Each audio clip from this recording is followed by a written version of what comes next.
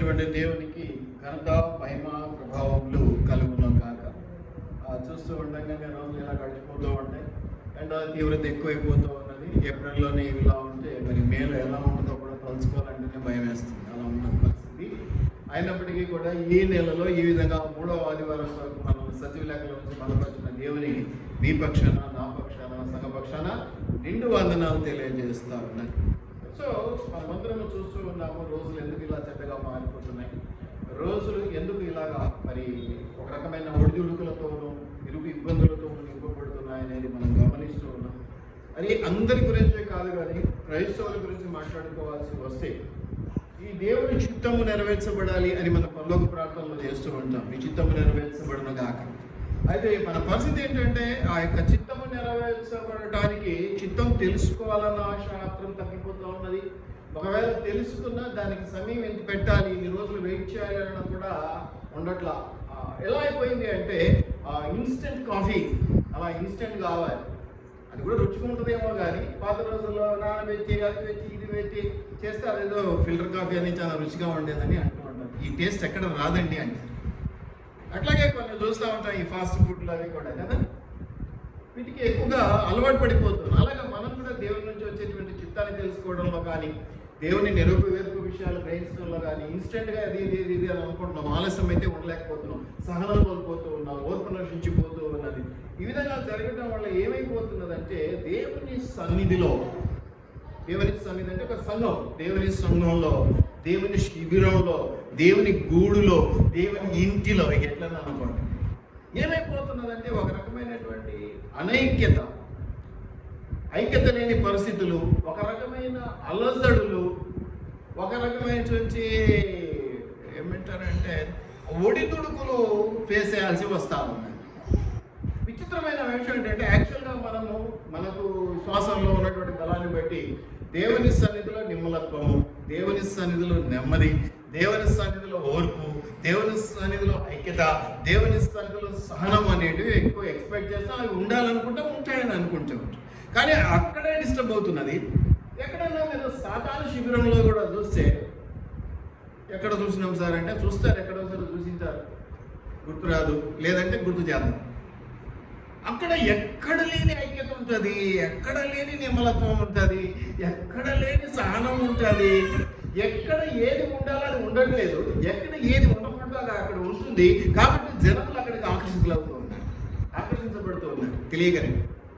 కాబట్టి మనం గమనించినట్లయితే సాధారణ శిబిరంలో ఐక్యత ఉన్నది, సమాధానం ఉన్నది, శాంతి ఉన్నది. దేవుని శిబిరంలో ఇరుకు, ఇబ్బంది, అలజడి. వై? బికాస్ విశ్వాసం అని చెప్పుకుంటున్నటువంటి మనం నిజమైన విశ్వాసంతో నిలకడగా ఉండలేక డిస్టర్బెన్స్ గురవుతున్నది. తొందరగా కావాలి, ఇన్స్టెంట్ ఫుడ్ లాగా, అది ఇప్పుడే కావాలి, ఇది ఇప్పుడే కావాలి అన్నట్టుగా మనం ప్రవర్తిస్తూ ఉంటాం. అందువల్ల ఏమైపోతుంది, అనుకున్నది అనుకున్నట్టు దొరకపోయినా జరగకపోయినా డిస్టర్బ్ అవుతాం, సహజంగానే డిస్టర్బ్ అవుతాం. సో ఇది దేవుని మీద ఆధారపడడం తగ్గిపోయి దేవుని క్వశ్చన్ చేయడం నేర్చుకుంటూ ఉన్నాం. ఎందుకు చేయలేదు, ఎందుకు ఇట్లా జరగలేదు అని.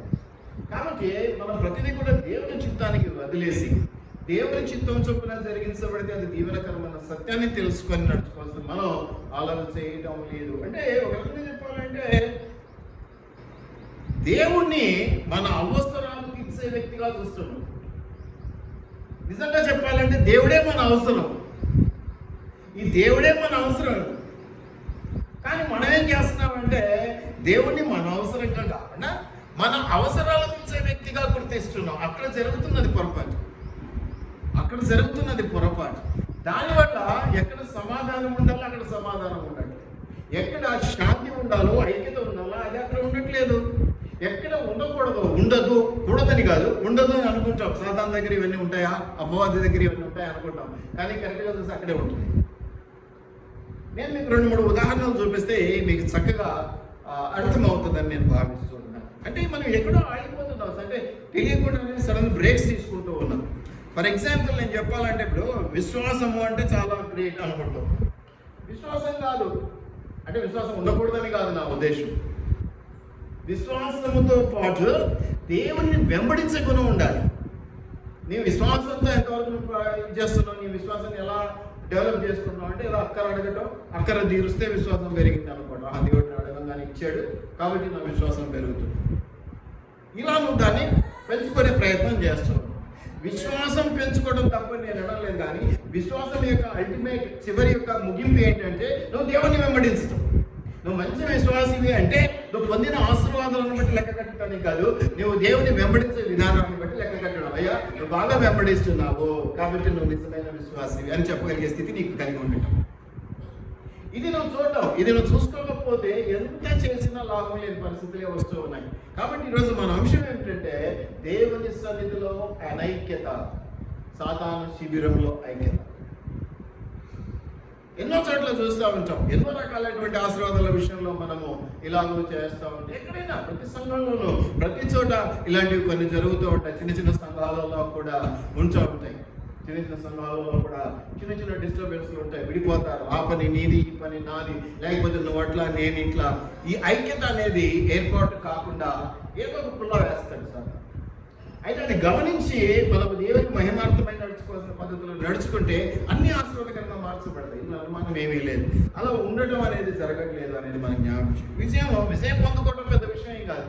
దానికి ప్రాధాన్యత ఎప్పుడు ఇస్తామో దేవుని ద్వారా జరిగినప్పుడు దేవునికి ప్రాధాన్యత.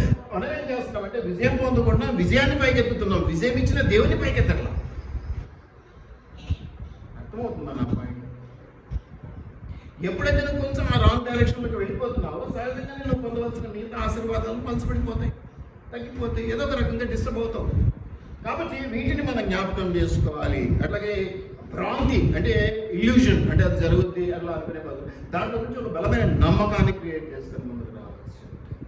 కాబట్టి ఎప్పుడు మౌనం కాకుండా దేవునితో సంభాషించడం మొదలైంది. ఖచ్చితంగా ప్రేమలో ఉంటే ఇవన్నీ జరుగుతాయి. అట్లాగే అజ్ఞానం నుంచి వెలుగులోనికి రావాలి. అట్లాగే అపరాధ భావంలో నుంచి బాధ్యతలకు దారి తీసుకోవాలి. ఎప్పుడు నిరాశపడడం కాకుండా ఇష్టపడిన నిరీక్షణలోనికి రావాలి. ఈ కొత్త గొప్ప ఉంటాయి కానీ ఇంకా పెంచాలి. ఇది మనకు తెలియనటువంటి విషయాలు అన్నమాట. కాబట్టి ఈ అలసట ఏంటో, ఈ నిమ్మలత్వం ఏంటో ఒకసారి మనం గమనిస్తే మొదట దేవుని సన్నిధిని గమనించుకుంటూ ముందుకు వెళ్తాం. ఎందుకంటే ఇక్కడ సంఘం కాబట్టి కదా, మన దగ్గర కూడా ఉంటాయి కొన్ని కదా ఇబ్బందులు ఉంటాయి. మనకు బయటపడు కాపర్ దాకా వచ్చేసరికి అప్పటికే ముందు ముదిరిపోయించాయి కదా, అప్పటికే ముందు ముదిరిపోయించాయి. ముందుగానే బయటపడితే సరి చేసుకుంటారని సాతాను కూడా చివరి దాకా బయటపడి సరే కొంత దర్శనం ఉంటుంది కాబట్టి దేవుని అనుకూలత వల్ల కొన్ని అర్థమవుతూ ఉంటాయి. సరే ఏదేమైనప్పటికీ కూడా మనం గమనించినట్లయితే క్రిస్టియానిటీ అనేది మతాన్ని సెంటర్ చేసుకొని వచ్చింది కాదు, మతం మీద ఆధారపడ్డది కాదు. క్రైస్ట్ సెంటర్డ్ అంటారు. అంటే క్రీస్తుని మధ్యత్వంలో నిలుపుకున్నటువంటి వారు. క్రీస్తు మధ్యలో ఉంటాడు, చుట్టూ రోజులు. క్రైస్ట్ సెంటర్డ్ అనేది క్రిస్టియానిటీ. ఇది మతం కాదు, క్రీస్తుని మధ్యత్వంలో కలిగి ఉన్నటువంటిది. ఇప్పుడు సర్కిల్ ఉందనుకోండి, సెంటర్ ఒక పాయింట్ ఉంటుంది కదా, ఆ పాయింట్ బట్టి ఇది సర్కిల్ గీస్. This is the main point. యేసు ప్రభువు. అట్లాగే ఇంకా మీకు అర్థమేంటంటే చెప్పాలంటే సముద్రపు ఒడ్డున ఈ నౌకలు గీకలు రావడానికి పెడతారు లైట్.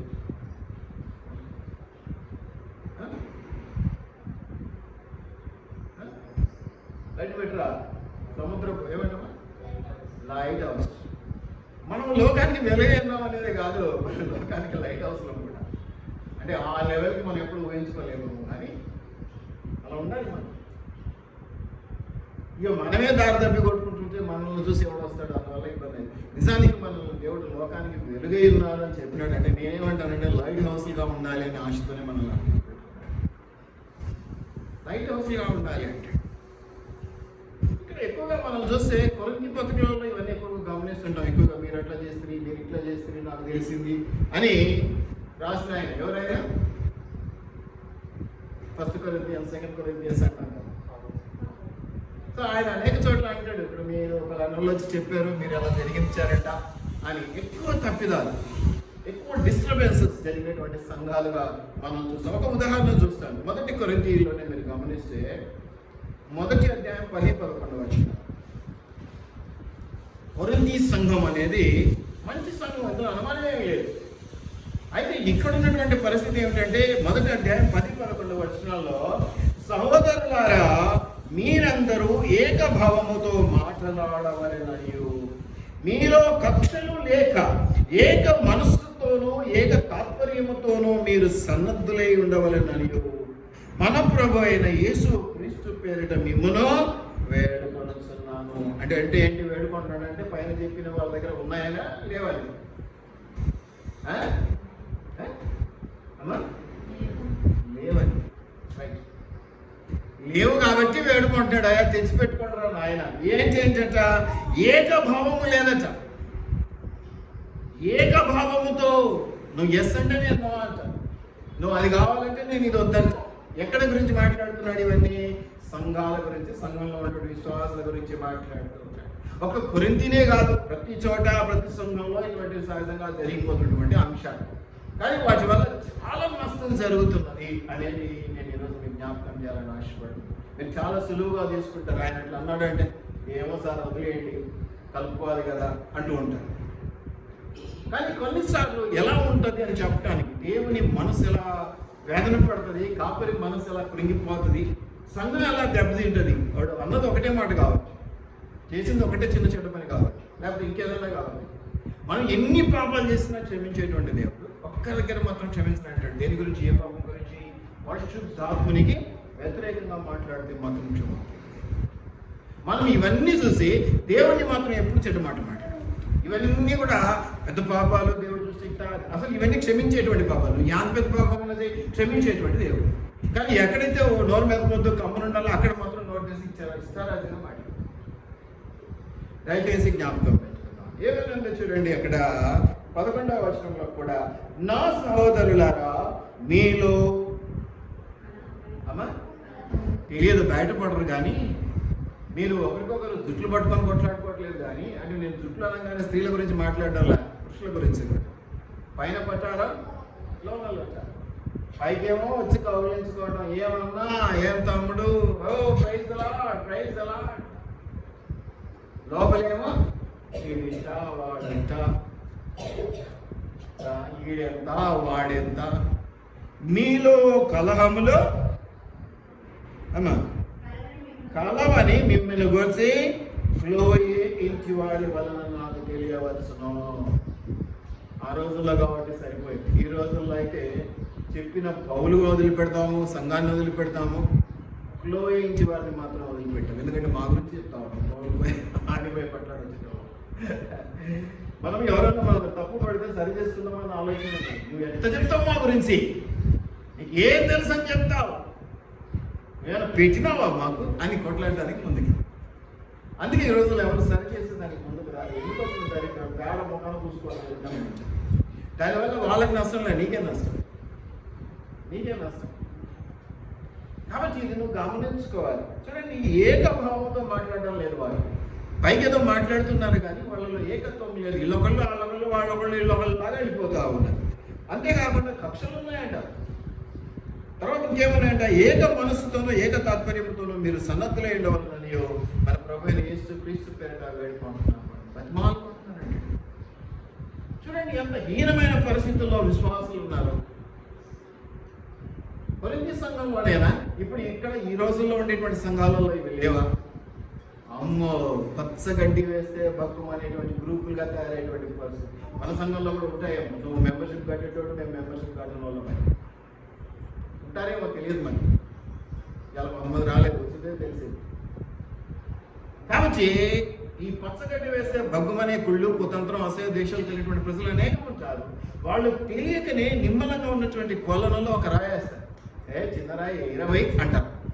ఈ చిన్న రాయి వేయడం వల్ల అక్కడ ఏమైపోతుంది, అలా డిస్టర్బ్ అవుతుంది. అవునా? నిమ్మలంగా ఉన్న నీటిలో చిన్న రాయి ఏమవుతుంది, మొత్తం డిస్టర్బ్ అయ్యి. కాబట్టి సంఘానికి వాళ్ళు చీడపురుగులు. మంచి వారిని సైతం పండు ఒకటి చెడిపోతే గుట్టలో, మిగతా పండు కూడా చెడిపోతే అక్కడ. కాబట్టి కొన్నిసార్లు ఏం చేయాలంటే కొంచెం సరి చేసుకోవాలి. అవకాశం వాళ్ళు ఇవ్వకపోతే పోతే పోయేదాన్ని. ఇక్కడ సమస్య 10 మందిమా, 20 మందిమా, 30 మందిమా, 100 మందిమా అనేది కాదు సమస్య. అక్కడ ఇద్దరే ఉండి ఆ ఇద్దరిలో ఒకరి ఇలాంటి వాళ్ళు అయితే ఒకరినైనా వదులుకోవాల్సిందే, లేదా మార్చుకొని దగ్గర పెట్టుకోవాలి. రెండే పనులు, మార్చుకొని దగ్గర పెట్టుకోవడము, వదిలేయడం. వదిలేయకుండా సహజంగా దీనికే ప్రయత్నం చేస్తాం, గద్దించో హెచ్చరించో. 1 సంవత్సరం 2 సంవత్సరం 10 సంవత్సరాలు అయితే వెయిట్ చేయలేము కదా. 10 సంవత్సరాలు అయితే చూడలేదు. 10 సంవత్సరాలకి ఈ సమస్య తీర్చేసామంటే ఇంకో సమస్య మొదలు పెడతారు. వాళ్ళకి అది అలా చేయడం తప్పని కూడా వాళ్ళు ఎరగరు. ఎందుకంటే వాళ్ళు దేవుళ్ళలో లేరు, వాక్యం తెలియదు వాళ్ళకి. ఏదో వచ్చిన రోజు పెత్తనం చేస్తారు, అలా అందరి దృష్టిలో పెడతారు, వచ్చామనిపించుకుంటారు, అటెండెన్స్ పెడతారు అనుకుంటారు. ఇది మీరు గమనించాలి. అందువల్ల దేవుని సన్నిధిలో ఎలా ఉంది? అనైక్యత ఉన్నది, అసహనం ఉన్నది. ఇది మీరు గమనించాలి.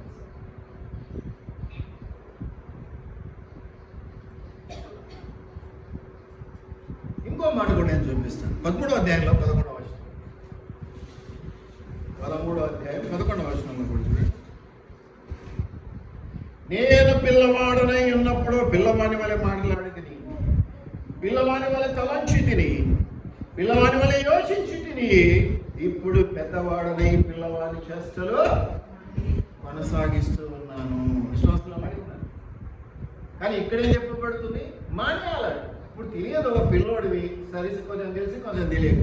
ఇప్పటికీ అలాగే ఉంటానంటే పిల్లవాడిగా ఉన్నప్పుడు ఆ పిల్లవాడి ఆలోచనలు వేరు, తలంపులు వేరు, నడక వేరు, నడవడిక వేరు. ఇప్పుడు పెద్దవాడు అయినావు కాబట్టి ఇప్పుడు పిల్ల పరిస్థితులన్నీ కొనసాగిస్తానంటే అవి మానివేయ. ఈ మానివేయడం చేత కాదు. అమ్మ పెట్టదు, అడుగు తినానివ్వరు. వీళ్ళు ఎదగరు, ఇంకొకరిని ఎదగనివ్వరు. కొంచెం సమ్మక్క యాక్టివ్గా ఉందనుకో, బాగా వాక్యం చదవటం, ప్రార్థన, సుజాత కడుపు అంటుంది. ఎప్పుడో ఒక రోజు బాగా మీకు ఒక్కదానికి వచ్చలేబ్బా మాకు రాదు ప్రార్థన అనడం మొదలెడతారు. ఇట్లా ఉంటారు సంఘాలలో, సహజంగానే ఉంటారు. వీళ్ళకి ప్రార్థన చేయడం రాదు. పాపం ఏం చేస్తాం, వచ్చిన వాళ్ళని ఏమో తెచ్చిపోడు. ఇక వాళ్ళకి ఏదైనా చిన్న తప్పే దొరికింది అనుకోండి, ప్రాణం తీస్తారు. సహించుట భరించుట అనే మాటలు పక్కన పెట్టేసి, సరే ఇంకా ప్రోత్సహిస్తాం, ఇంకా బలపడు, ఇంకా ఇది చేయి అనేటువంటి ఎంకరేజింగ్ ఉండదు. ఇంకా ఏమన్నా అంటే కదా, వాళ్ళు అది లేప, వీళ్ళు ఇది లేప అంటే విడగొట్టడానికి ప్రయత్నం. వాళ్ళు వీళ్ళు అనే మాట ఎప్పుడు వస్తుంది? విడగొట్టుకుంది. మనం అనే మాట ఐక్యతతో వస్తుంది కదా. ఇది మనం గమనించుకోలేక వారి గుట్టలో పడిపోతూ ఉంటాం. వారు లేకపోతే మనకు నడవదనుకుంటూ ఉంటాం. వారిని ప్రోత్సహించాలి, కాపరిగా బాధ్యత కాబట్టి కొన్నిసార్లు చేస్తాం. కానీ దానికి ఒక లిమిట్ ఉంటుందని నేను అనుకుంటాను. మరి దేవుడైతే కంటిన్యూ చేయమంటాడు, కానీ మనుషులం కదా, ఎంతకాలం లేదన్నా వదిలేద్దాం. కాబట్టి దేవుని సన్నిధిలో ఈ అలసడి, ఈ ఐక్యత లేకపోవటానికి కారణం ఏంటంటే ఈ చెడ్డ గింజలు, ఈ చెడ్డ విత్తనాలు.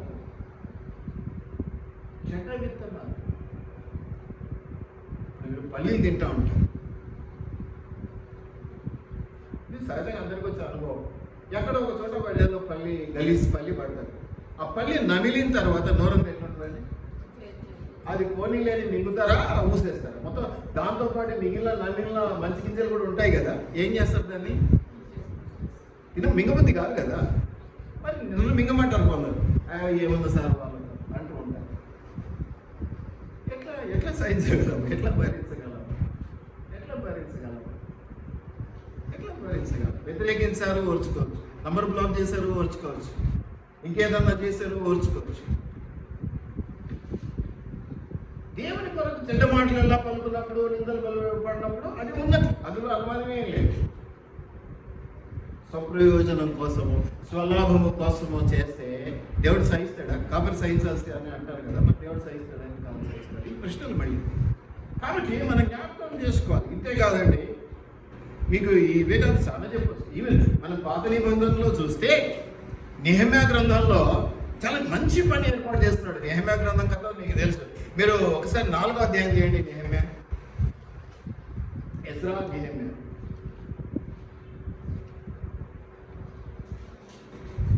4వ అధ్యాయం చేయండి. 10వ వచనం చూడండి.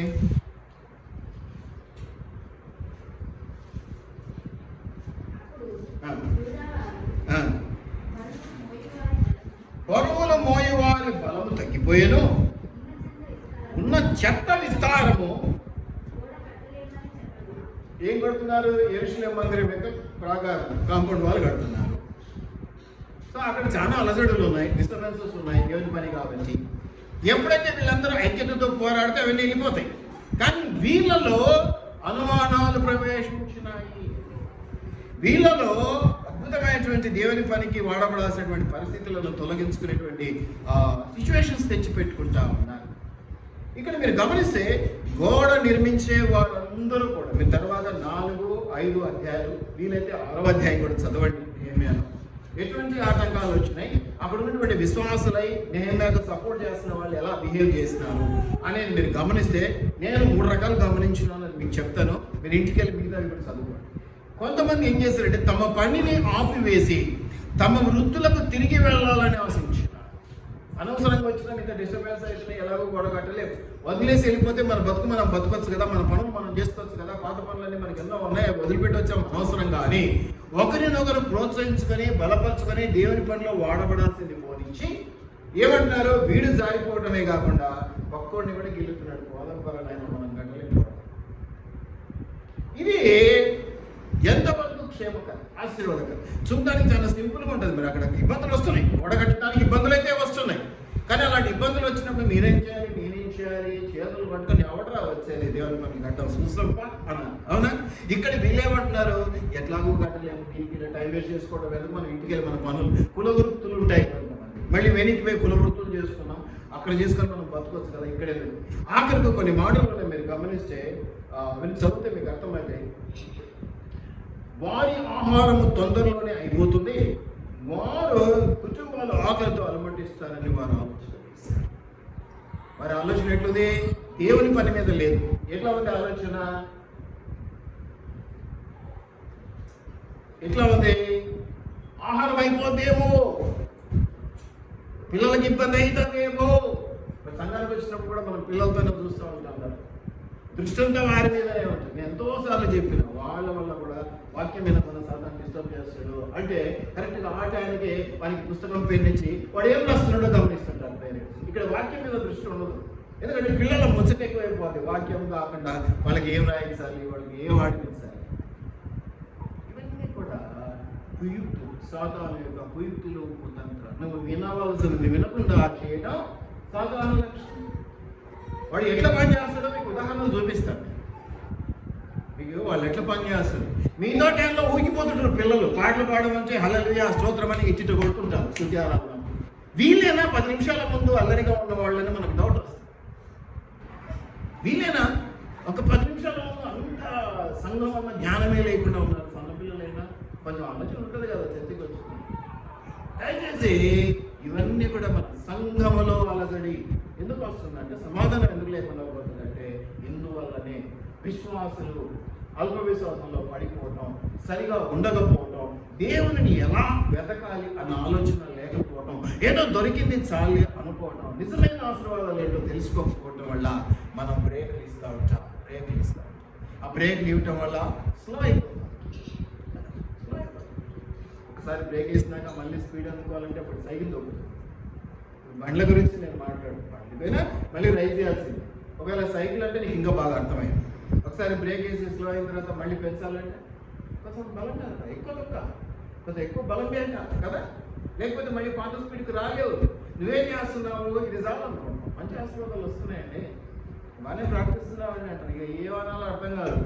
అసలు బాప్తిస్మానికి ముందు వీళ్ళేనా విశ్వాసులు ఎంత బాగుండ్రి, వాళ్ళంత బాగున్నారు కాబట్టి అయ్యా బ్యాప్టిజం తీసుకోండి దేవుళ్ళు బలపడిన అని చెప్పినారు. మరి ఈ రోజు ఎందుకు ఇట్లా ఉన్నారు, అసలు మనం ఇచ్చిన బ్యాప్టిజం ఇచ్చిన పిల్లలు వీళ్ళేనా అని అనుమానం. అందుకనే దేవుని సన్నిధిలో అలజడి ఉంటుంది, ఇబ్బంది ఉంటుంది, అనైక్యత ఉంటుంది. ఐక్యతే ఉండదు, పైకి ఇట్లాగే ఉంటారు కానీ లోపల అటుటే ఉంటుంది. ఎక్కడలాగా ఎందుకంటే వంట చేసుకొని తింటాం అనుకోండి, కూర ఒకడు బాగుందనగానే కొంచెం కారం ఎక్కువ పోయి అంటాడు, ఒప్పుకోడు. ఈ రెండు విన్నోడు కారం కాదు ఉప్పు ఎక్కువైపోయి అంటాడు. అరే చికెన్ అన్నారు, చికెన్ లేదు పోయి అంటాడు ఇంకొకడు. ఐక్యత లేకపోవడం అంటే చిన్న ఉదాహరణ చెప్తాను. దయచేసి వీటిని జ్ఞాపకం చేసుకోండి. దేవుని సన్నిధిలో ఎంత ఐక్యత ఉండాలో అది ఉండట్లా. కారణం ఏంటంటే ఇలాంటి పెడసరపు బుద్ధులను మనం వెళ్తాం. మన ఆలోచన విధానం మారిపోయింది. రాను రాను రాజు గుర్రం ఏదో అయిపోయింది. అందుకే మేము బ్యాప్టిజం ఇవ్వాలంటే ఆలోచన చేసే పరిస్థితులు వస్తూ ఉంటాయి. సంవత్సరం కాదు, ఇంకో 2 సంవత్సరాలు ఆగుదాం ప్రభు అనే పరిస్థితులు వస్తుంది. తొందరపడి ఇచ్చే కొంతమందిని చూస్తే అనిపిస్తుంది, ఇలా మనం తొందరపడి ఇచ్చినట్టున్నాం, ప్రభావ మమ్మల్ని క్షమించని ప్రార్థన చేసుకుంటాం. ఎవరైనా అట్లా చేస్తే సంతోషపడి మేము వాళ్ళ గురించి సంతోషంగా ప్రార్థన చేస్తాం కదా. కొంతమందిని చూసిన తర్వాత ఒక 6 నెలల తర్వాత వీళ్ళకి ఎందుకు ఇచ్చాము ప్రభావ, తప్పైపోయింది, మమ్మల్ని క్షమించని ప్రార్థన చేస్తాం. తప్పదు, ఎందుకంటే నేను బాగుండాలి కదా దేవుని దగ్గర. దయచేసి వీటినన్నింటినీ మనం జ్ఞాపకం చేసుకోవాలి. తర్వాత ఇంకోటి ఏమంటాడంటే, మీరు 4, 5, 6 నెహెమ్యాలో ఇవే ఉన్నాయి పాయింట్స్. తొందరగా సమయం పోకూడదని తొందరగా చెప్తాను. పొలంలో వ్యవసాయం చేయలేని స్థితి ఉన్నందున ఆహారం కోసం తమ ఆస్తిని, ద్రాక్ష తోటలను, గృహాలను అమ్ముకోవలసి వచ్చింది అని వాళ్ళు కంప్లైంట్ చేయడం మొదలెట్టారు నెహెమ్యాకి. అయ్యా, మా ఆస్తులన్నీ అమ్ముకొని వచ్చినాం, అప్పుల పాలై వచ్చినాం, నువ్వేమైనా పంజర కట్టలేదు, గోడ కట్టడానికి అన్ని అభ్యంతరాలు వస్తున్నాయి, మమ్మల్ని పోనీ ఊకెందుకు పిలుచుకొచ్చినావా స్వామి, ఊకెందుకు పిలుచుకొచ్చినాం, మేము అప్పుల పాలై కూర్చున్నాము, మా పంటలు, మా పొలాలు ఇబ్బందికరంగా మారిపోయాయి అని మొదలెట్టారు గెలకటానికి. దేవుని పనికి వచ్చింది. దేవుని పనికి వచ్చినప్పుడు ఎన్ని ఆటంకాలు వచ్చినా, ఎన్ని ఎరుకులు రావా? అసలు దేవుని పనికి ఆటంకాలు రావా? ఇంకా ఎక్కువ వస్తాయి. నువ్వేం చేయాలి? వద్దనుకొని వెనక్కిపోదు. ఏం చేయాలంటే ధైర్యంగా నిలబడాలి. కొంచెం ఆలోచన, లౌక్యం. తర్వాత చాలా చేశారులే, ఒక చేత కత్తి, ఒక చేత ఇది పట్టుకొని చాలా చేశారు. కానీ ఇక్కడ ఈ అధ్యాయంలో చూస్తే దాదాపుగా 10 సార్లు ఏమో అంటారు, మాకు చేత కావట్లేదు, మాకు బాధ అనిపిస్తుంది. వీళ్ళనా ఒకవేళ నెహెమ్యా నాలాంటి పాస్ ఏంటి అనుకునేటోడు, వీళ్ళనా నేను ఎంటేసుకొని తిరుగుతున్నా అనవసరంగా అని. ఆయన గచ్చుడు నిజంగానే దేవుని ఆత్మకున్నతో పని కోసం వచ్చేది కాబట్టి తగ్గకుండా తగ్గేది లేని పన్నాడు. అందుకే మనం అప్పుడప్పుడు ప్రార్థన చేస్తుంటాం, ప్రోత్సహించేవారు, బలపరిచేవారు, ప్రేమించేవారు. నేనున్నాను, సెలవు నీ పన్ను చూసుకో సార్, నీ సేవ నువ్వు చూసుకో, నీకు ఎందుకు ఏది వచ్చినా మేము చూసుకుంటాం, మిగతా మేము చూసుకుంటాం, ఇది మాకు చేత కాదు, ఇది మాకు చేతనైతుంది, నిన్ను చూసుకోవడం మా చేతనైతుంది, సేవ చూసుకోవడం నీ చేతనైతుంది, ఇలా ముగించేద్దాం మనం దేవుని పనులు అని చెప్పి ధైర్యపరిచేవాళ్ళు చాలా తక్కువ మంది. తలాంతులు ఉన్నోళ్ళు కూడా మీకు ఇచ్చిన దేవుని తలాంతులను ఉపయోగించుకొని ఇంకా అభివృద్ధిలో, ఇంకా ఆశీర్వాదాలకి మీరు రావాలి, కుటుంబాలను నడిపించాలి, తోటి విశ్వాసాలను నడిపించాలి, సంఘాల అభివృద్ధికి పాటుపడాలి. బాధ్యతలు తీసుకునే బరువు అయిపోతుంది. అమ్మో, ఒకటి వచ్చు అని తెలిస్తే రెండోది అడుగుతారు.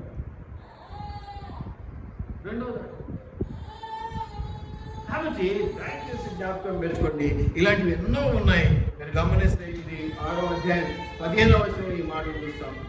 అంతేకాకుండా 5వ అధ్యాయం 4వ వచనంలో మీరు గమనిస్తే ట్యాక్స్ కట్టడానికి కూడా ఇబ్బంది పడ్డవాడు కదా. ఏమైనా ట్యాక్స్ కట్టడం అనేది అదేమైనా ప్రత్యేకంగా వచ్చిందండి? జనరల్గా జరిగిపోతుంది ఆ రోజుల్లో కూడా.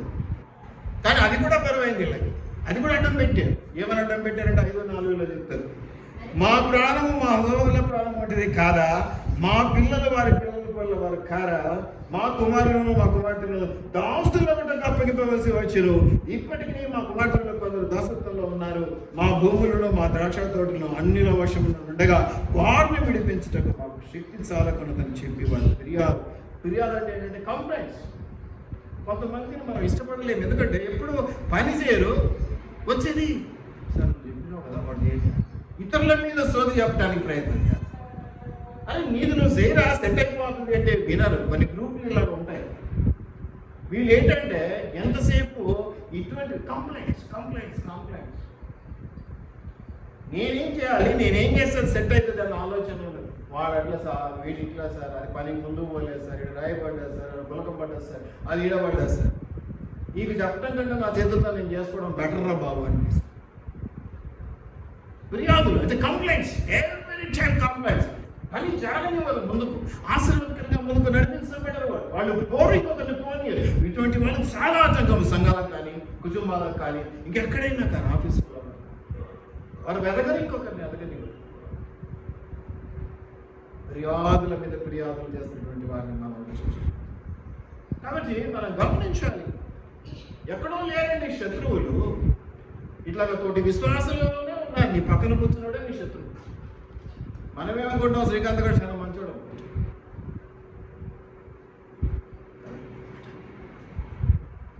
శత్రువులు ఎక్కడో లేదు, మనలోనే ఉన్నారు. మనం ఏంటంటే బయట వాళ్ళని చూసి వాళ్ళు శత్రువు, వాళ్ళకి తెలియదు, వాళ్ళు ఏదో చేస్తున్నారు మూర్ఖంగా. వాళ్ళని మనం అనుకోవాల్సిన అవసరం లేదు. నీలో ఉన్న బలహీనతలే నీ శత్రువు. ఇది ఆల్వేస్ కంప్లైంట్ చేస్తూ ఉంటారు. ఏమ్మా ఎందుకు రాలేదంటే ఇక విపరీతమైన సోది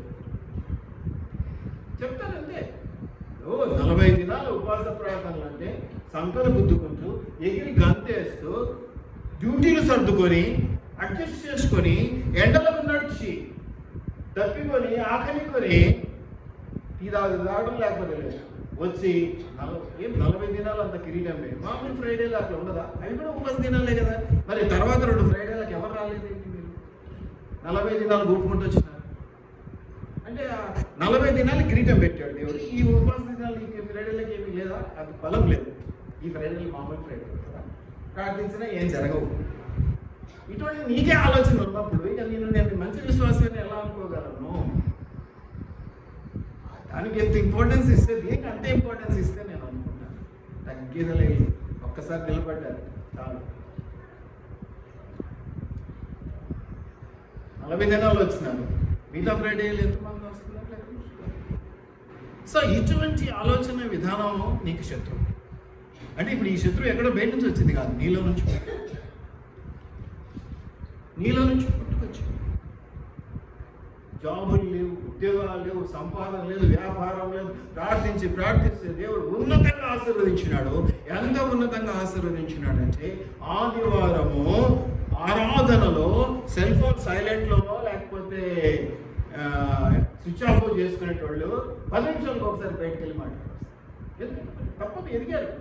అది పోగొట్టుకోలేదు కదా. ఆ ముద్ద పోగొట్టుకుంటే అసలే కష్టం కదా.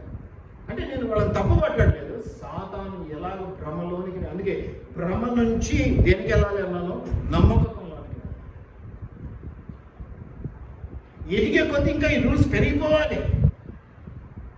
ఇది దేవుని సమయం, ఈ 2 గంటలు ఇంకేం ముట్టేదలేదు, చచ్చినా పర్వాలేదు.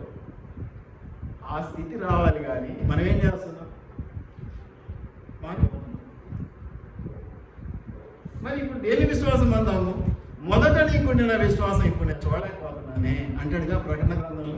మొదట నీకుండిన ప్రేమను నేను చూడలేకపోతున్నాను. ఇప్పుడు ఎదిగా తప్పు పట్టట్లేదు నేను. ఎదుగుదల కూడా నాకు ఆనందమే. కానీ ఎదిగిన కొద్ది ఒదిగి దేవునికి ఇచ్చే సమయాన్ని ఇవ్వలేక, దేవునికి ఇవ్వాల్సినటువంటి పని చేయలేక నువ్వేం చేస్తున్నావు అంటే తగుదునమ్మా అన్నట్టు బిహేవ్ చేస్తే అది దేవునికి సంతోషం. అందుకని దేవుని సంఘంలో అలసరి. మీరు ఏమనుకుంటారంటే కాఫర్ ఇట్లా, అవిశ్వాస ఇట్లా అనుకుంటారు. కానీ మొట్టమొదట కీ పాయింట్స్ మీరే. ఇప్పుడు ఈ ఫ్రేమ్ అంతా ఉంది. ఈ ఫ్రేమ్ పాడైపోవటానికి మొత్తం పాడవక్కర్లా, ఎక్కడో ఒక స్క్రూ లూజ్ అయితే సార్ ఇక తర్వాత మెల్లమెల్లగా మొత్తం షేక్ అయి ఊగే పడి. సో మొదట నీ నుంచే ప్రారంభించు బాబు. మొదట మీ నుంచే. ప్రతి శుక్రవారం అది ప్రత్యేకమైన దినమే, ఉపవాస దినమే. మీకోసం మళ్ళీ 40 దినాలు నేను తెచ్చిపెట్టే చచ్చిపోతాం తినక. అదే అలవాటు. అందుకే కొన్ని సంఘాలు మీలాంటి బట్టి 3 దినాలు ఉపవాస ప్రార్థనలు 20 అట్లా చేయట్లేదు నేను. ఎందుకంటే నాకు తెలుసు చాలా అదే గొప్ప. మనకి చాలా దేవుడు ఇచ్చాడు ఆశీర్వాదం.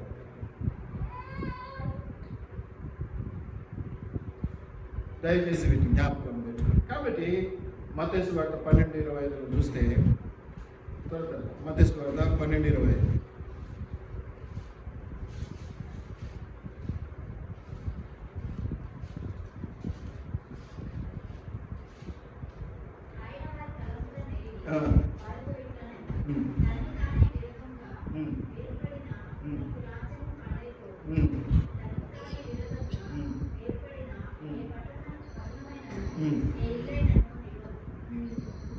ఇప్పుడు నీకు నీవే వేరైపోయి, నువ్వేదైతే మొదట ప్రారంభంలో ప్రభువును ప్రేమించినంత విధానంగా ఇప్పుడు ప్రేమించలేకపోతున్నావు అంటే శత్రువు ఎక్కడ మొదలయ్యాడు?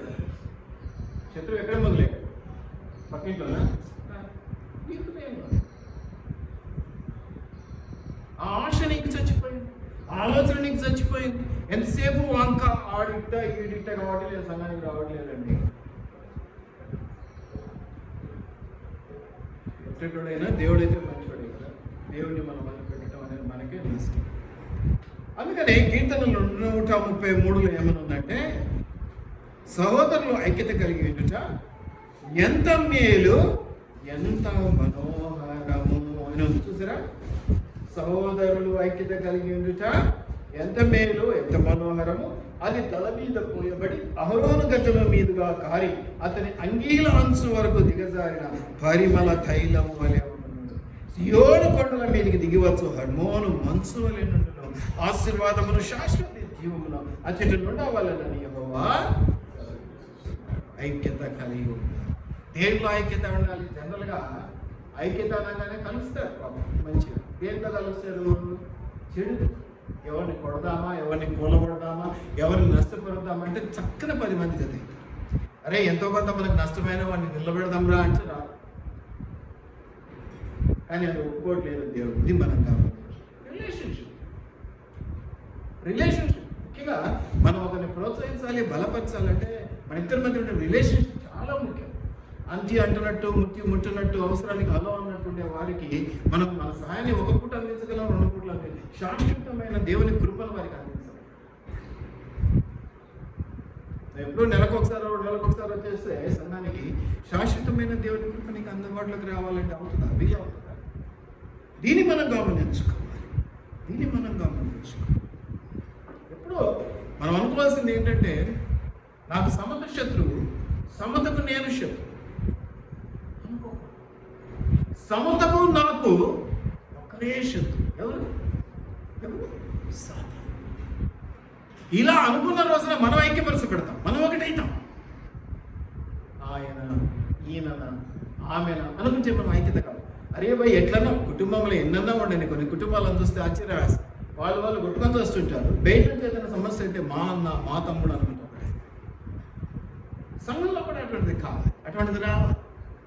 మనందరి శత్రువు, అన్ని సంఘాల శత్రువు సాతాను. ఈ సంఘానికి ఆ సంఘం, ఈ విశ్వాసకి ఆ విశ్వాస శత్రువు కాదు. అన్నిటికీ ఎవరో సాతాను. అది మనం గమనించుకోవాలి. అంటే నేను రాజీ పడమని చెప్పట్లేదు. కొన్ని విషయాల్లో మనం సర్దుకుపోవాలి, కొన్ని విషయాల్లో మనము తెగించాలి, కొన్ని విషయాల్లో మనము దేవుని కొరకు త్యాగము చేయాలి. తప్పదు కొన్నిసార్లు. ఇవాళ ఇచ్చి శోధించినప్పుడే దేవుడు ఆకర్షక వాకులు విప్పి ఆశీర్వాదాలు కొమ్మరిస్తాడు. అలా చేయకుండా డిస్టెన్స్ పెరిగిపోతుంది, దూరం పెరిగిపోయి గమనించాలి. నేను ఉన్నాను సార్, నేను రోజు బైబిల్ చదువుతాను సార్, నేను రోజు ప్రార్థన చేసుకుంటాను సార్ అని చెప్తూ ఉంటారు. కానీ మొదట వారు పొందుతున్నటువంటి ఆశీర్వాదాలు, మొదటి ఏ స్థితిలో నుంచి ఏ స్థితిలోనికి రాబట్టబడ్డారు, ఇక్కడికి వచ్చిన తర్వాత కొంచెం మందగించింది, డౌన్ అయింది డెవలప్మెంట్, లేదా అక్కడే నిలబడిపోయింది ఉండకూడదు, పెరుగుతూనే ఉండాలి గ్రాఫ్.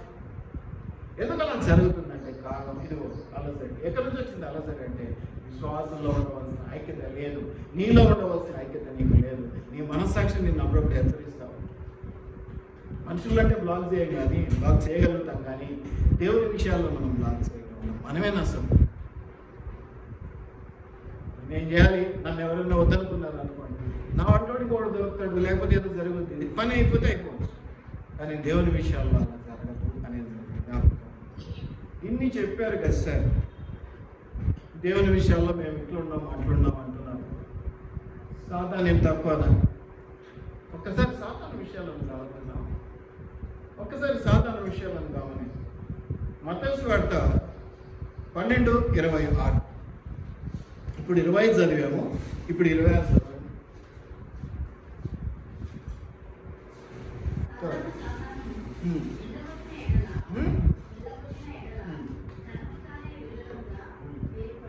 ఎక్కడైనా జరిగిందండి, బైబిల్లోనే కాదు, ఇప్పుడు మీకున్న ఎక్స్పీరియన్సెస్లో సాతానే వెళ్ళగొట్టేది అనే అంశం ఎక్కడైనా జరిగింది.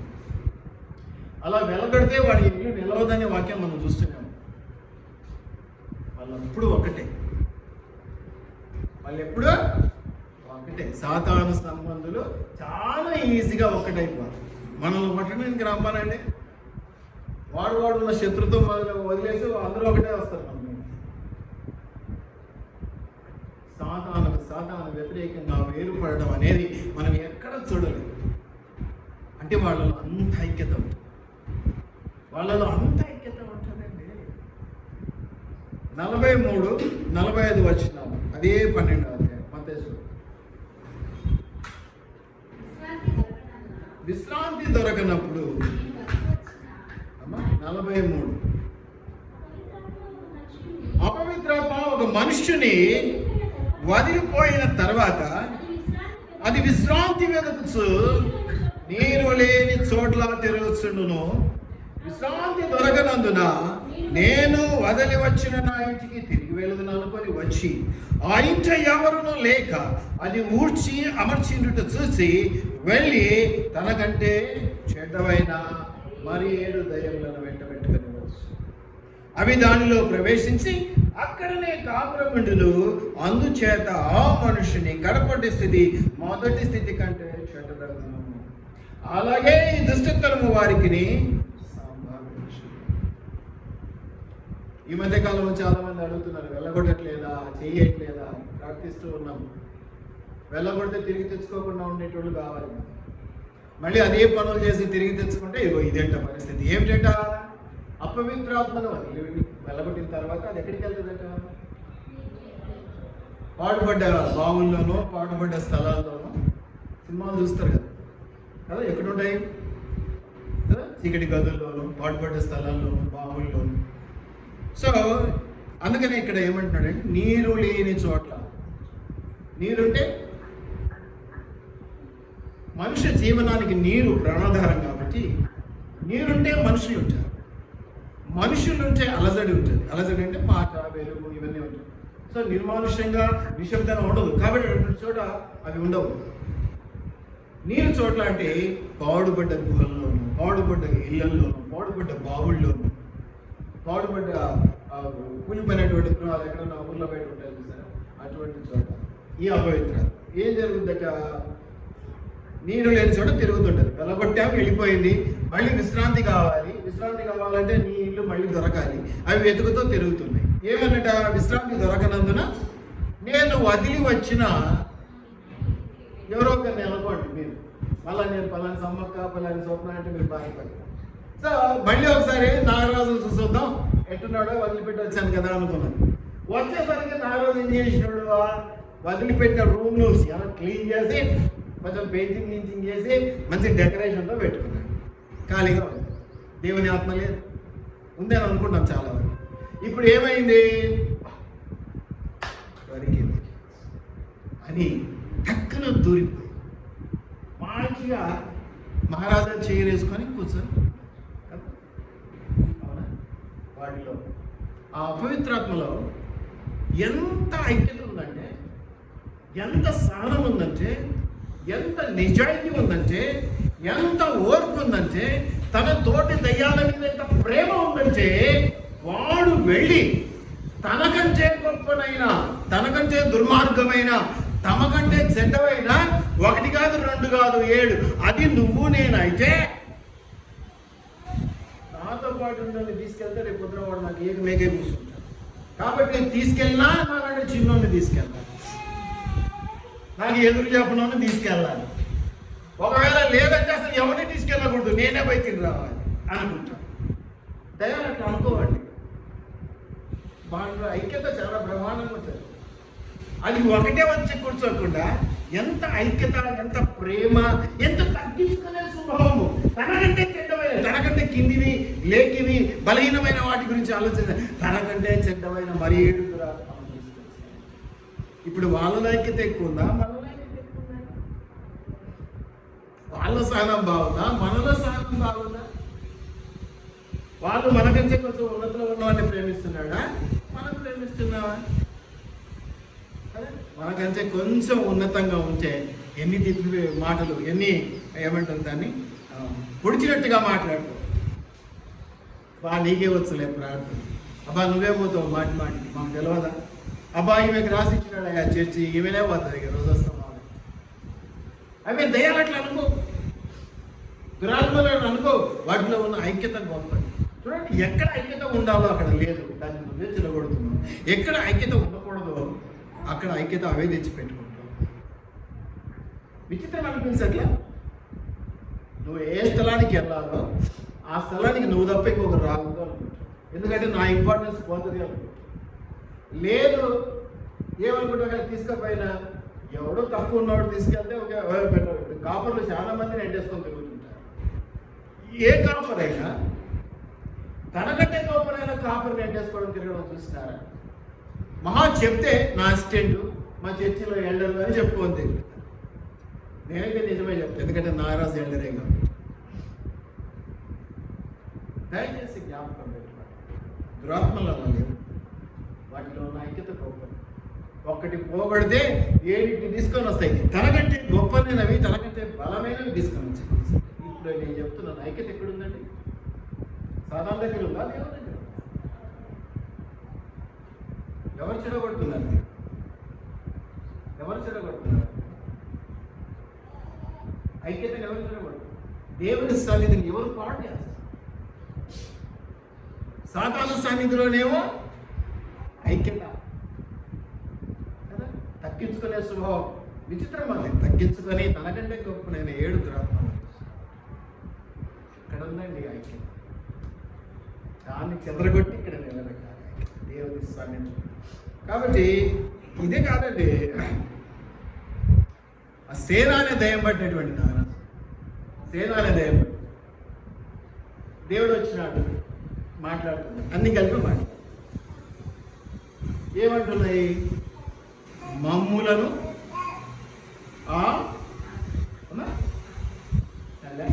ఒకటి పంది అడిగింది, ఒకటి కుక్క అడిగింది, ఒకటి నక్క అడిగింది, ఒకటి గాడిద అడిగింది, ఒకటి గుర్రం అడిగింది.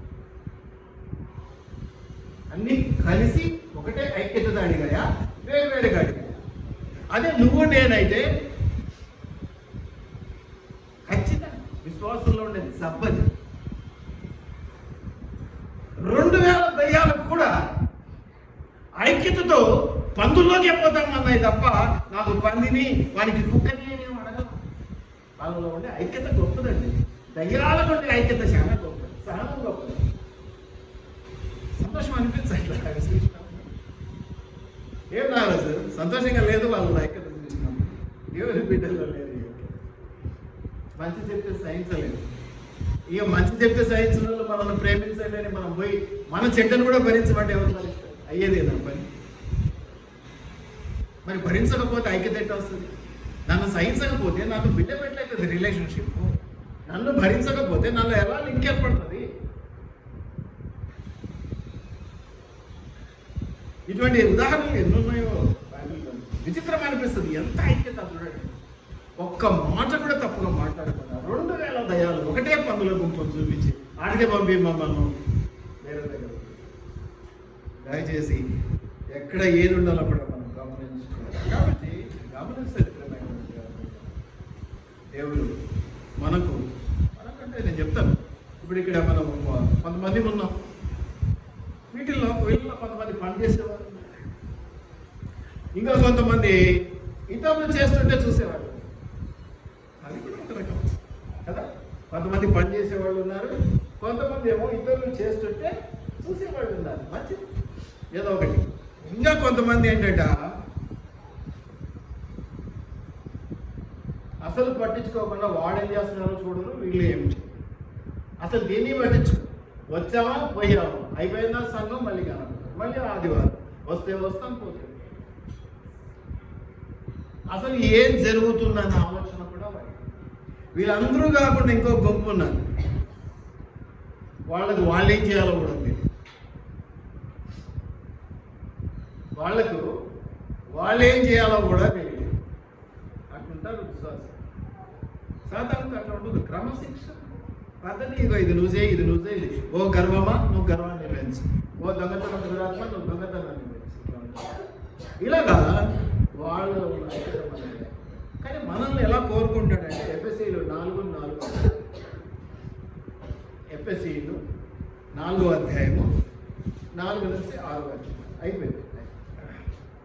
ఎఫ్ఎస్సీలు 4వ అధ్యాయము 4 నుంచి 6 మనం ఎట్లా ఉండాలి అని దేవుడు కోరుకుంటున్నాడు. ఇక్కడ 7 అంశాలు చెప్తున్నాడు. చాలా ఉన్నాయి, 7 అంశాలు. ఏమిటంటే ఒక్కటే శరీరంగా బతకాలి, ఉండము ఒక్కటే శరీరంగా ఉంటుంది, ఆత్మ ఒకటే ఉంటాయి. ఇంకా ఆ ప్రకారమే ఒక్కటే నిరీక్షణ. నీ నిరీక్షణ నా నిరీక్షణ వేరు వేరు కాదు, ఒక్కటే. కాబట్టి ఏమిలే, శరీరం ఒకటే, ఆత్మ ఒకటే, నిరీక్షణ ఒకటే. 4వదమ్మా ప్రభు ఒకటే. నీకు ఏ ప్రభువు? నాకు ఆయన. కాబట్టి నాకు చెప్పింది నీకు చెప్పింటాడు, కానీ నువ్వు నిమ్మలంగా ఉండు, నువ్వు గొడవలకు పోని నీకు కాదు. ఇద్దరిని నిమ్మలంగా ఉండనే చెప్తు. ప్రభు ఒకటే, మన విశ్వాసం కూడా ఒకటే, ఇంకా బాప్తిస్మం కూడా ఒకటే. అందరికీ తండ్రి అయిన దేవుడు కూడా ఒకటే. 7 విషయాలు ఉన్నాయి కదా, ఒకటే ఒకటే ఒకటే చెప్తున్నారు. ఈ రోజుల్లో విశ్వాసులు అది నీది వేరు, ఇది నాది వేరు అనుకుంటారు. అక్కడ దయ్యాలేమో ఒకటిగా ఉండటానికి ప్రయత్నం. 2000 దయ్యాలు ఒకటే మాట మీద నిలబడి అందులో గుంపుల్లో పోతారు. 2000 మంది విశ్వాసులు 4000 రకాలైన మాట.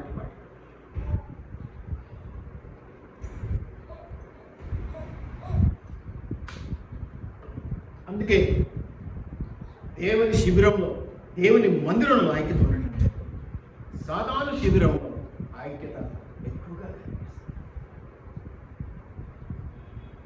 దయచేసి వీటిని జ్ఞాపకం. ఎందుకు అన్నీ అంటే ఒకరికొకరు మనం అర్థం కావాలంటే మాట్లాడుకోవాలి, ఆపటం కాదు. వితౌట్ కమ్యూనికేషన్ అండర్స్టాండింగ్ అనేది ఉండనే ఉండదు. మంచి సెట్ అయినా సెట్ అయింది మాట్లాడుకొని చూడు. తిన్నగా మేము అది చేదు మాటలతోనే ప్రారంభిద్దాం, చెడ్డ మాటలతోనే ప్రారంభిద్దాం. కానీ చేయంగా ఏమవుతుంది? అది అలవాటు అయితే నీకు అర్థమైంది. నా వల్ల ఈయనకి సహాయం దొరికితే ఈయన ఇంకెంత చేస్తాడు. చాలామంది చెప్తుంటారు, నా వెనక మావిడు ఉంది, నా వెనక నా పిల్లలు ఉన్నారు, ఇట్లా నా వెనక నా దేవుడు ఉన్నాడు. ఎస్, దేవుడు ఉన్నాడు. ప్రోత్సహించుకోవాలి, బలపరుచుకోవాలి. ఇక్కడ సమస్య ఆడమ్మగా తేడా కాదు, చిన్నపిల్లల పెద్దవాళ్ళ తేడా కాదు. నేనున్నాను అని ధైర్యం చెప్పడం. ఒకరి దేవుడు ఎప్పుడూ ఉంటాడు. నీకు ఎందుకు నువ్వు పని చేయి, నేను ఉన్నా కదా, నేను చూస్తాను. ఇటువంటి మాటలు, ఇటువంటి ప్రోత్సాహం, ఇటువంటి ఐక్యత మనుషులు. ఇంకా మాట్లాడాల్సి వస్తే 1 కొరింథీయులు 14:8. 1 కొరింథీయులు 14:8. 1 కొరింథీయులు 14:8. మరియు ఊర స్పష్టము కానీ ధ్వని ఇచ్చినప్పుడు యుద్ధమునకు ఎవడు. ఇప్పుడు యుద్ధానికి వెళ్ళేటప్పుడు బూర ఊతారు, శంఖం ఊతారు అంటారు కదా, అట్లా ఈ ఊదిన శబ్దం కన్ఫ్యూజన్గా ఉంది, నీకు స్పష్టంగా లేదనుకో, నువ్వు సిద్ధపడతావా? అవుతుందా? ఏదో అనుకుంటా. కాబట్టి నీకు స్పష్టత లేదు. సంఘం అంటే స్పష్టత లేదు, కామన్ అంటే స్పష్టత లేదు, సంఘ నియమాలు అంటే స్పష్టత లేదు, సంఘ కార్యక్రమాలు అంటే స్పష్టత లేదు. There is no clarity. ఎందుకంటే నీకు ఆలోచించే విధానంలో తేడా ఉన్నది, ఆలోచించే ఇష్టమే నీకు లేదు. అసలు దాని గురించి ఆశ ఎలా పుట్టుకొస్తుంది? ఆశ ఎలా పుట్టుకొస్తుంది? చేస్తూ ఉంటే ఓకే, అలవాటు. కనీసం చేయాలంటే దాని గురించి ఆలోచన కలిగి ఉండాలి కదా. అందువల్ల విశ్వాసులు, సంఘాలు చెడిపోతూ ఉన్నాయి. కారణం ఏంటంటే కాపరి కదా. ఎవరికి నోటికి వచ్చినా మొదట చెప్పాల్సింది ఏంది? కాపరి. ఇప్పుడు నేను ఎవరి గురించి చెప్తున్నాను? ఒప్పుకోండి, మళ్ళీ దాంట్లో కూడా వెనకాడికి వేస్తాను. నేను కూడా విశ్వాసం నాలో ఉంది. కానీ వేలెత్తి చూపించాల్సి వచ్చినప్పుడు మాత్రం కాపరి దొరుకుతుంది, ఎట్టికి దొరుకుతుంది.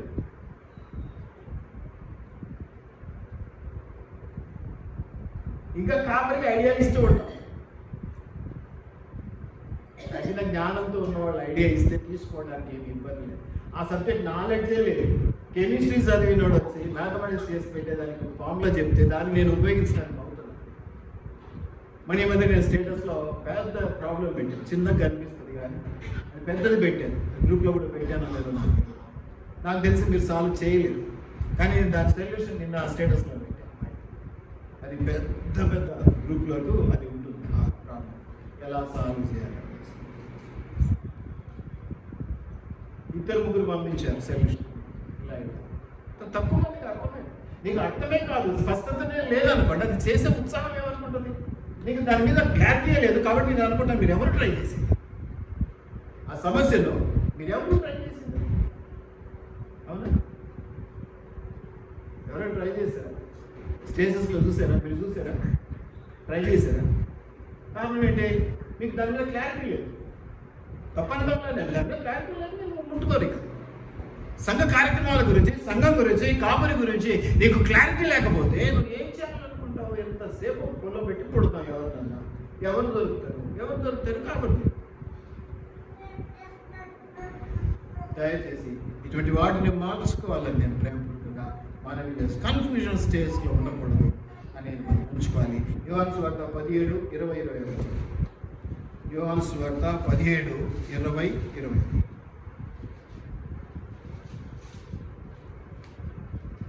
యోహాను సువార్త 17:20-21.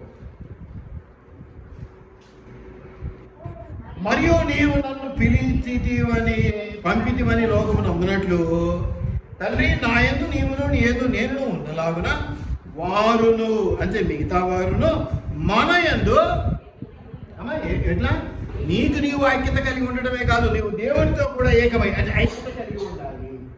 నా నుంచి విడిపోయి మీరు ఏమీ చేయలేరంటాడు. నా నుంచి విడిపోయి ఏమీ చేయలేరంటాడు. దేవునితో కూడా ఐక్యత, ఈ దేవునితో కూడా ఐక్యత కలిగి ఉండటానికి ప్రాక్టీస్ చేయడానికి అంతే కాపరిని పెట్టి, కాపరితో ఐక్యత, సంఘంతో ఐక్యత, తోటి విశ్వాసంతో ఐక్యత, తోటి పనివారితో ఐక్యత. ఏకమై ఉంటేనే విశ్వాసముందు వారందరూ ఏకమై ఉండాలి.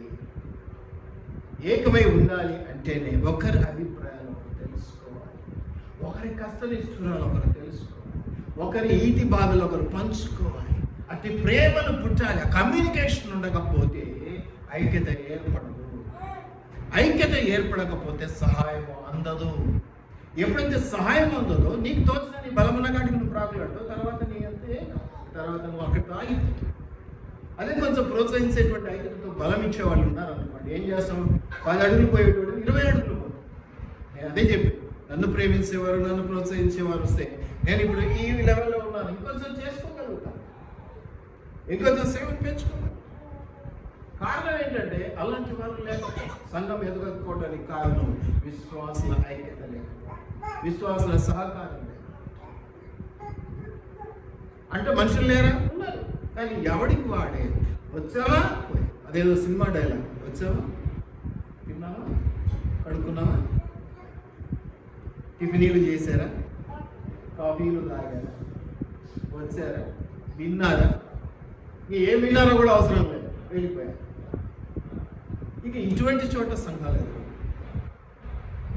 ఇటువంటి విశ్వాసాలతో పోరాటం చేయాలి. అన్నీ ఉండి సిద్ధపడిన వాళ్ళని సైనికులు తీసుకపోతేనే యుద్ధంలో విజయం వస్తా లేదా అనేది కష్టం. అటువంటిది ఈ బూరకు సిద్ధపడిన వాడు, బూర స్పష్టత లేనటువంటి వాడు ఎన్ని చోట్ల ఉన్నా, ఎక్కడ ఉన్నా వాడు ఉన్నాడంటే ఉన్నాడనే తప్ప.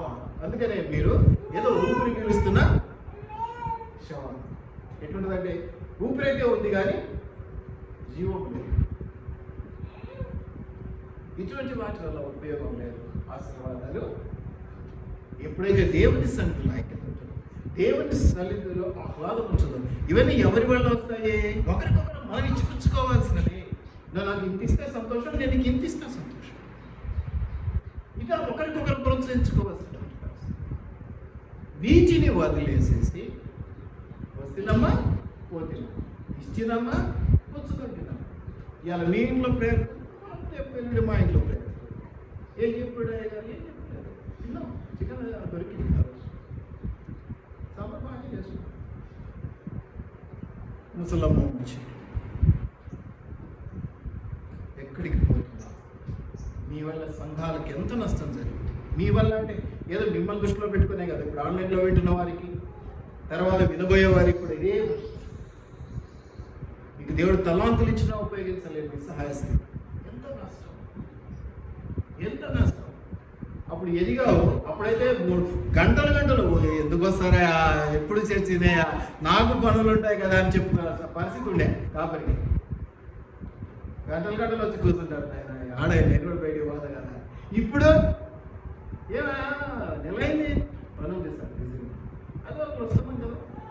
అమ్మో, ఆదివారాలు కలెక్టర్ లెవెల్లో, ఎమ్మెల్యే లెవెల్లో నువ్వు వచ్చి కూర్చొని పోతే సంఘాలు ఇంకా నమ్మాలి. గతంలో ప్రార్థన చేసుకున్నాం. ప్రభాని తండ్రి నీకు వందనాలు, నా రాజా నా రక్షక నీకు వందనాలు. నాయన నా తండ్రి, సాతాను శిబిరంలో ఉన్నటువంటి ఐక్యత, ఆ సహనం, ఆ గొప్పతనం ఆయన దైవ మందిరంలో లేకుండా అయ్యా, దానికి కారణం మా యొక్క అల్ప విశ్వాసమా, లేకపోతే మా యొక్క చెడుతనమా, లేకపోతే మేము మాట వినకపోవటమా, ఏదో తెలియదు. క్షమించి ఆచరిస్తాను. సంఘాలను అభివృద్ధిపరచు, ఆశీర్వదించుకుంటాను. అయ్యా, బెడసరపు దూరంతో ఉన్న వాళ్ళని తొలగించు, ఐక్యతతో ఏకత్వము కలిగి ప్రార్థన స్వభావంతో ముందడుగులు వేసే వారిని బలపరచు. ఆయన నీ సన్నుల మేమందరము కూడా కూడి ప్రార్థించుకొని దీవించబడేలా సహాయం చేయి. అట్టి ఐక్యత మాకు అనుగ్రహించమని నజరేయుడైన యేసు నామములో అడిగి వేడుకొని ప్రార్థిస్తూ ఉన్నాము తండ్రి. ఆమేన్.